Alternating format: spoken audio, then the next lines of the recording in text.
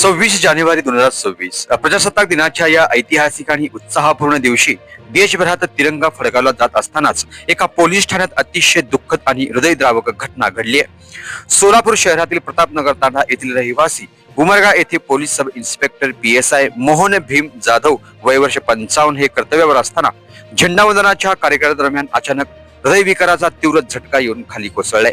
सकाळच्या सुमारास उमरगा पोलीस ठाण्यात जिथे ज्यांचे नुकतेच प्रमोशन झालं होतं, सर्व पोलीस जवान आणि अधिकारी एकत्र येऊन राष्ट्रध्वजाला सलामी देत होते।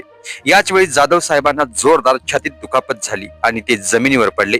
सहकार्याने तात्काळ त्यांना उचलून मदत करण्याचा प्रयत्न केला, रुग्णालयात नेण्याची व्यवस्था केली, पण दुर्दैवाने उपचारापूर्वी त्यांचा मृत्यू झालाय। नुकतेच 2-3 महिन्यापूर्वी उमरगा येथे पदोन्नती मिळालेल्या या समर्पित अधिकाऱ्याने देशसेवेत असतानाच आपले प्राण पणाला लावले आहे। प्रजासत्ताक दिनाच्या या पवित्र क्षणी एका कर्तव्यनिष्ठ पोलीस अधिकाऱ्याचे असं निधन होणं हे संपूर्ण पोलीस दल आणि स्थानिक समाजासाठी मोठा धक्का मानला जातोय। प्रतापनगर तांडा, उमरगा आणि परिसरातील नागरिकांमध्ये या घटनेची हळहळ व्यक्त होत आहे।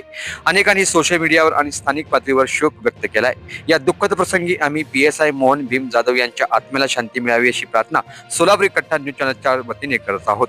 त्यांच्या पत्नी, मुला, आई वडिलांना, सर्व कुटुंबियांना आणि संपूर्ण महाराष्ट्र पोलीस दलाला या दुःख सहन करण्याची शक्ती मिळो हीच प्रार्थना।